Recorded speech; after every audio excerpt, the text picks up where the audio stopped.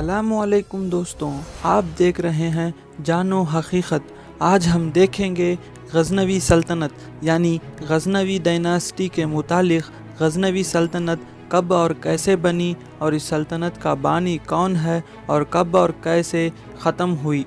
تو چلتے ہیں 9ویں سینچری کو۔ یہ ایک ترک نوجوان جس کا نام سبکتگین تھا، جس کی نسل ایران سے تعلق رکھتی ہے۔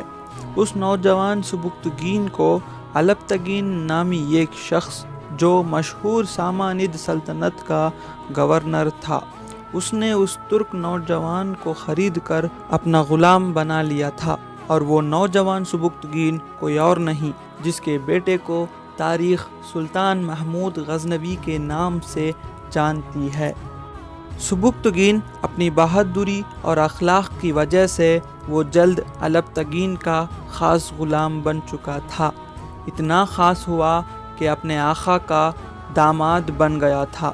اسی دور میں الپتگین نے سامانی کے خلاف بغاوت کر کے افغانستان میں غزنی کا علاقہ جس کا یہ گورنر تھا، اس غزنی کو سامانید سلطنت سے آزاد کر کے خود کو غزنی کا سلطان اعلان کر دیا، اور اس کا بھرپور فائدہ اس کے غلام سبکتگین کو حاصل ہوا، کیونکہ الپتگین نے سبکتگین کو اپنی سلطنت کا جنرل بنا دیا اور اسے سلطنت کے باہر دوسرے علاقے کو فتح کرنے کی ذمہ داری سونپ دی گئی۔ 963 میں جب الپتگین انتقال کر گیا، بعد تقریباً 3 سال میں یعنی 966 میں الپتگین کا بیٹا اور جانشین ابو اسحاق کی بھی فوت ہو گئی۔ اب غزنی میں افراتفری مچ گئی اور اسے چلانے کے لیے قابل حکمران کی ضرورت تھی۔ اس موقع پر فوج اور درباریوں نے الپتگین کے داماد سبکتگین کو تخت پر بٹھا دیا۔ جب سبکتگین تخت پر بیٹھا، اس وقت اس کا بڑا بیٹا ابو القاسم محمود 6 سال کا تھا۔ سبکتگین جب غزنی کا سلطان بنا، وہ اپنی سمجھداری سے اس چھوٹی سی غزنی سلطنت کو پھر سے سامانید کے ماتحت کر دیا اور خود غزنی میں سامانید کا گورنر بن گیا۔ سبکتگین کی سوچ بڑی دور کی تھی، اس نے اپنے بیٹے محمود کو قابل حکمران بنانا چاہتا تھا۔ اسی طرح ابو القاسم محمود بھی باپ کے 20 سالہ دور میں خود بہادر اور سمجھدار بن گیا تھا۔ اس نے 18 برس سے ہی اپنے باپ کے ساتھ جنگوں میں شامل بھی ہونے لگا اور اہم کردار بھی نبھایا کرتا تھا۔ کتابوں کے مطابق محمود غزنوی اتنا طاقتور تھا کہ جو اوزار و ہتھیار وہ استعمال کرتا تھا، دوسرے اسے بہت مشکل سے ہی اٹھایا کرتے تھے۔ اس کا پہلا امتحان ہندوستان کے راجہ جے پال سے ہوئی جنگ میں تھا۔ سبکتگین نے راجہ جے پال کے سلطنت پر حملہ کر دیا۔ راجہ جے پال نے بھی مقابلے کے لیے نکل پڑا۔ لغمان کے علاقے پر ہوئی یہ جنگ میں راجہ جے پال کی سپاہی زیادہ تر پنجاب سے تھے، تو ان لوگوں کو سرد موسم کی عادت نہیں تھی۔ اس وقت محمود غزنوی بھی بڑی جافشانی سے لڑا تھا۔ سردی کی وجہ سے راجہ جے پال کی سپاہی کمزور پڑ گئے تھے۔ راجہ نے سبکتگین سے صلح کی درخواست کی۔ سبکتگین تو تیار تھا، مگر محمود نے مخالفت کی۔ بیٹے کی مخالفت کو دیکھ کر سبکتگین بھی سوچ میں پڑ گیا تھا۔ اتنے میں راجہ کا ایک ایلچی آیا اور اس نے کہا، اگر صلح نہیں کی گئی تو راجپوتوں میں ایک رسم ہے کہ وہ یہ ایسے حالات میں اپنے بیوی بچوں کو مار کر گھروں کو برباد کر کے بدلے کی آگ لے کر خود دشمن کے صفوں میں گھس جاتے۔ یہ سن کر سبکتگین حیران ہو گیا اور اس نے امن و سکون کے لیے صلح کر لی۔ راجہ نے سبکتگین کے کچھ افسروں کو لے کر لاہور چلا تاکہ سمجھوتے کی رقم ادا کر سکیں، پر لاہور پہنچتے ہی راجہ نے افسروں کو قید کر لیا اور دوسرے جنگ کی تیاری شروع کر دی۔ اس وقت راجہ نے ہندوستان کے دوسرے راجپوت ریاست دہلی، اجمیر، کالنجر سے مدد حاصل کر کے بڑی لشکر لے کر پھر سے لغمان جا پہنچا، اور سبکتگین کی لشکر چھوٹی پڑ گئی۔ پھر سبکتگین نے اپنی عقل مندی سے راجہ جے پال کو عبرتناک شکست دیا۔ اس فتح کے بعد سبکتگین نے لغمان سے پشاور تک کا علاقہ غزنوی سلطنت میں شامل کر لیا۔ اسی دور 997 میں سبکتگین کا انتقال ہو گیا۔ مرتے وقت اس نے سلطنت کو اپنے بیٹے اسماعیل کے نام کر دی، اور اسماعیل تخت کے قابل نہیں تھا۔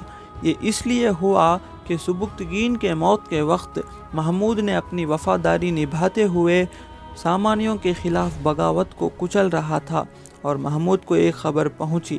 پھر بھی اس نے اپنے بھائی سے سلطنت چھیننے کی کوشش بھی نہیں کی، لیکن جب اسے یہ پتہ چلا کہ اسماعیل سلطنت کی دولت کو لٹا رہا ہے، تو محمود نے بھائی کو پیغام بھی دیا کہ وہ باقی سلطنت کو چھوڑ دیں تو محمود اسے بلخ کا حکمران بنا دے گا، اور اسماعیل نے اسے انکار کر دیا تو محمود نے اپنے چاچا اور بھائی کے خلاف بغاوت کر دی اور اپنے لشکر کو لے کر غزنی کے قلعے کی طرف بڑھ گیا۔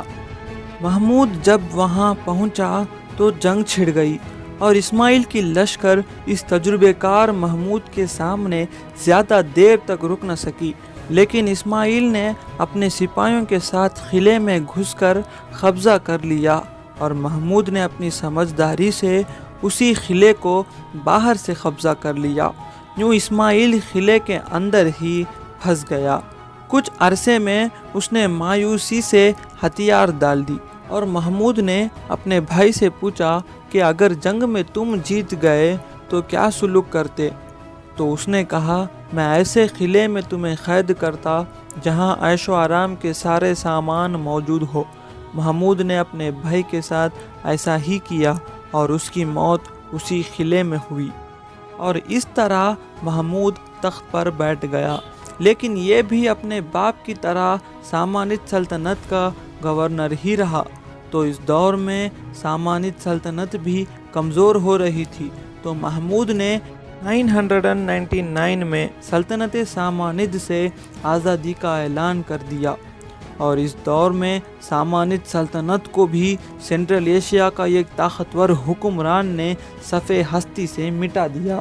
یوں محمود غزنوی سلطنت کا پہلا سلطان بنا، اور اس طرح یہ ترک کا پہلا آزاد حکمران بھی ہوا۔ یوں اس طرح غزنوی سلطنت قائم ہوئی، اور اس سلطنت کو سلطان محمود غزنوی نے عروج پر لے گیا۔ ہندوستان کے کئی علاقے بھی حاصل کر لی، اور اس طرح محمود غزنوی نے کئی سر انجام دیے۔ یہ بھی ہم آپ کو ہسٹری آف سلطان محمود غزنوی کے نام پر ڈاکومنٹری اپلوڈ کریں گے، جس میں 17 ٹائمز بھارت پر حملہ اور سومناتھ مندر کا واقعہ، اور کیسے ایک ہاتھی نے بدلایا جنگ کا نتیجہ۔ یوں چلا آیا غزنوی سلطنت کل 18 حکمرانوں کے ذریعے 209 ایئرز کی حکومت کی، اور اس سلطنت کا آخری سلطان خسرو ملک تھا۔ اور اس طرح ان لوگوں نے افغانستان، پاکستان، ازبکستان، تاجکستان، کشمیر اور نارتھ انڈیا کے کئی زمین پر حکومت کی۔ اب دیکھیں کہ یہ عظیم سلطنت کا خاتمہ کیسے ہوا۔ دور حکومت میں ان لوگوں نے افغانستان کا علاقہ غور میں رہنے والوں سے دشمنی کر لی۔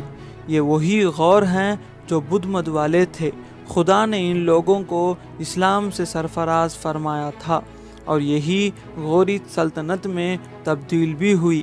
غوریوں سے کی گئی یہ دشمنی غزنویوں کو بڑی بھاری ثابت ہوئی، اور یہ غزنوی سلطنت کے خاتمے کا باعث بنا۔ غوری سلطنت نے غزنوی سلطنت کو اکھاڑ پھینکا۔ اس طرح یہ سلطنت 1186 میں ختم ہوئی۔ امید ہے کہ یہ انفارمیشن آپ کو کام آئے گی۔ لائک اور شیئر کریں، اور ہمارے چینل کو سبسکرائب کرنا نہ بھولیں۔ تو ملتے ہیں اگلے انفارمیشن کے ساتھ۔ خدا حافظ۔